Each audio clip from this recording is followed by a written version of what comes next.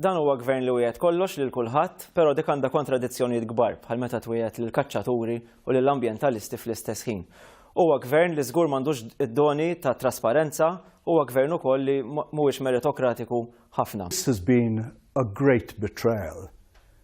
A government which was elected on the basis of introducing meritocracy for all has actually failed. It made a clean sweep of all the top appointments in all the departments of government, the armed forces, the police, and replaced them with people who are actually not so good. Dan huwa gvern li b'mod ċar huwa gvern tal-iżviluppaturi l-kbar. It-tibdil li qed isir din hemm biex jaġevolaw iktar żvilupp bla rażan.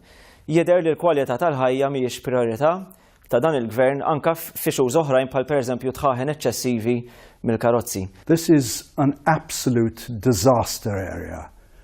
A government which has come in promising to find a balance between the environment and development has gone totally for development. We are back to the Wild West of the 1970s with a planning authority which seems to have no other interest than to weaken the law to permit greater development. And I'm giving this government 0 out of 10. Ma nafux eżattament x'inhu l-prezz tad-dipendenza eċċessiva fuq l-Azerbajġan u fuq iċ-Ċina.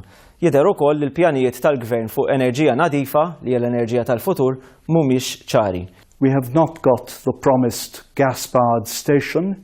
That's way behind. Hemm problemi persistenti bħal huma l-prekarjat li ma tantx tidher li qed tiġi ttekiljata u l-pagi baxxi li huma fost l-iktar baxxi fl-Ewropa. The surprising thing here is that we have a Labour government which you would expect to be concentrating far more on the poor and the underprivileged in society, and instead we have 20% of our population which is at risk of poverty. And I would have expected more from a Labour government for those people, the pensioners, the single parent families, which don't have enough to live on comfortably.